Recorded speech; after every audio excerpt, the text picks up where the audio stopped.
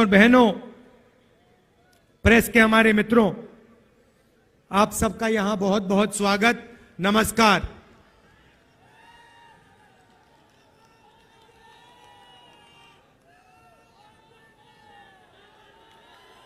अभी जब अखिलेश जी का भाषण चल रहा था तो बघेल जी ने मुझे चुटकुला सुनाया। आपके स्टेट के आपके चीफ मिनिस्टर के बारे में चुटकुला है, मैं सुना देता हूं आपको। सुनना है?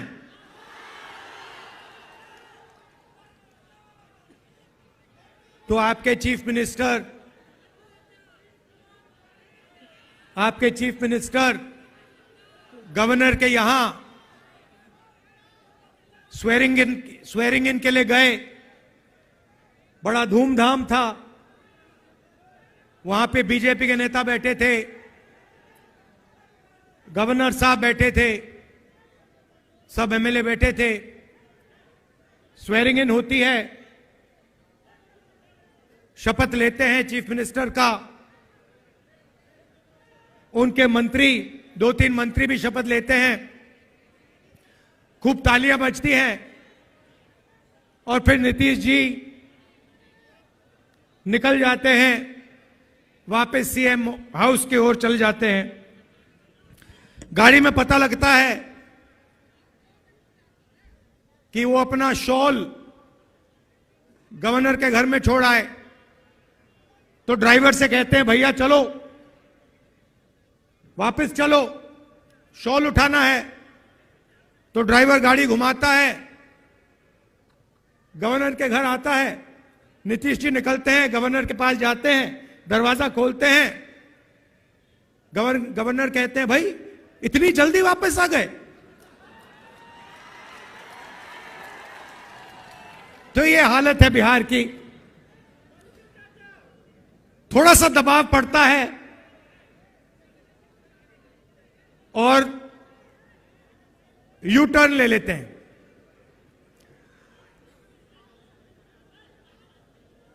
दबाव क्यों पड़ा? क्योंकि बिहार में हमारे गठबंधन ने एक बात जनता के सामने रखी है। इस यात्रा में हम 5 न्याय की बात कर रहे हैं। उनमें से एक न्याय, उसको आप सामाजिक न्याय कह दीजिए, उसको आप हिस्सेदारी कह दीजिए, उसको आप भागीदारी कह दीजिए, उसके बारे में हम काम कर रहे हैं। मैंने पहले भाषणों में कहा है कि इस देश में अलग अलग वर्ग के लोग हैं। पिछड़ी जात के लोग हैं, दलित हैं, आदिवासी हैं, माइनॉरिटी हैं, जनरल कास्ट के लोग हैं। हर समाज में कमजोर लोग हैं। ओबीसी समाज देश का सबसे बड़ा समाज है।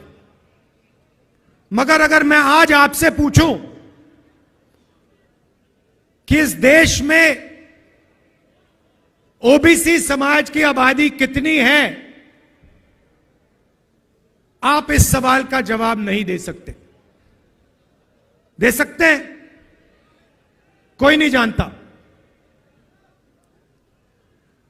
और मैं सिर्फ एक बात आपके सामने रखना चाहता हूं। आप देश के किसी भी सेक्टर को देख लो, सरकार की बात करनी है तो मैंने पिछले भाषणों में कहा, जो देश की सरकार को चलाते हैं 90 अफसर हैं, आईएएस के अफसर हैं। 90 में से 3 ओबीसी वर्ग से आते हैं। और अगर 90 अफसर पूरे के पूरे बजट के बारे में निर्णय लेते हैं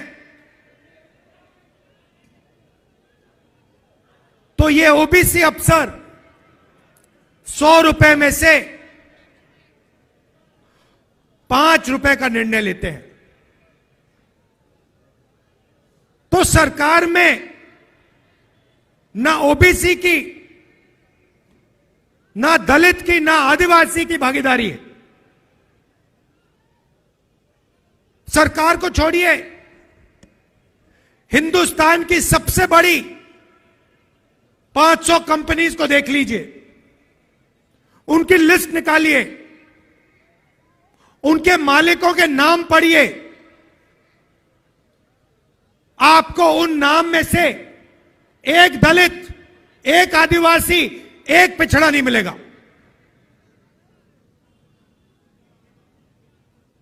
मीडिया को देख लीजिए, दबाव क्यों पड़ा? क्योंकि बिहार में हमारे गठबंधन ने एक बात जनता के सामने रखी है।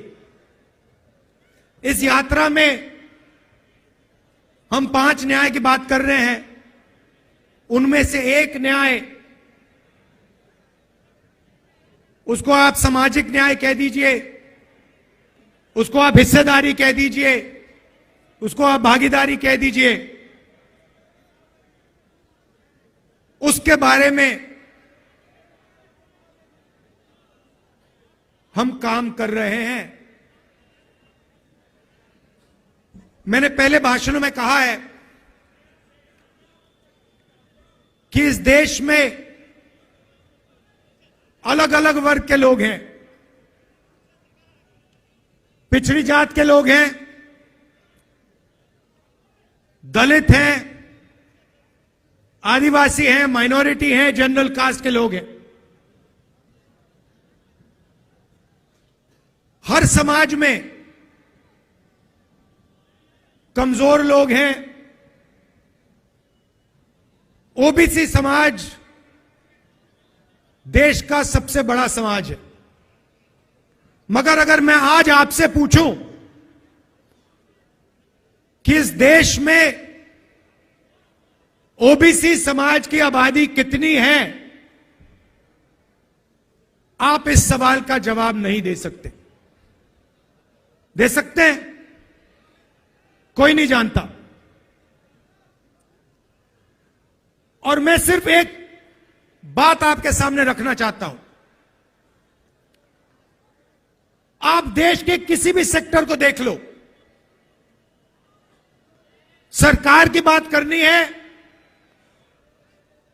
तो मैंने पिछले भाषणों में कहा, जो देश की सरकार को चलाते हैं 90 अफसर हैं, आईएएस के अफसर हैं। 90 में से 3 ओबीसी वर्ग से आते हैं। और अगर 90 अफसर पूरे के पूरे बजट के बारे में निर्णय लेते हैं तो ये ओबीसी अफसर 100 रुपए में से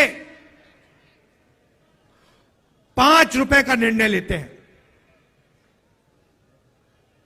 तो सरकार में ना ओबीसी की, ना दलित की, ना आदिवासी की भागीदारी है। सरकार को छोड़िए, हिंदुस्तान की सबसे बड़ी 500 कंपनीज को देख लीजिए, उनकी लिस्ट निकालिए, उनके मालिकों के नाम पढ़िए, आपको उन नाम में से एक दलित, एक आदिवासी, एक पिछड़ा नहीं मिलेगा।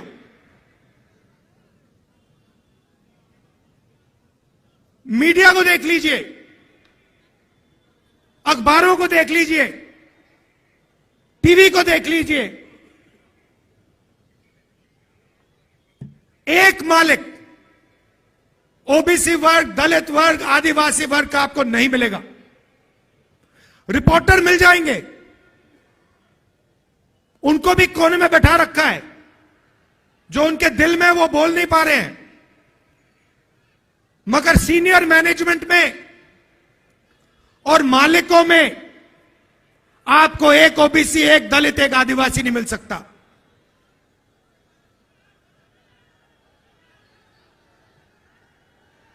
प्राइवेट एजुकेशन के सिस्टम को देख लीजिए, प्राइवेट कॉलेजेस, यूनिवर्सिटीज को देख लीजिए, प्राइवेट अस्पताल देख लीजिए, एक मालिक आपको ओबीसी, दलित, आदिवासी का नहीं मिलेगा।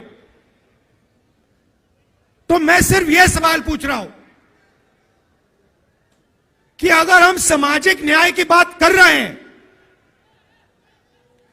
तो यह तो स्पष्ट है कि हिंदुस्तान के किसी भी सेक्टर में पिछड़ों को, आदिवासियों को, दलितों को न्याय नहीं मिल रहा है।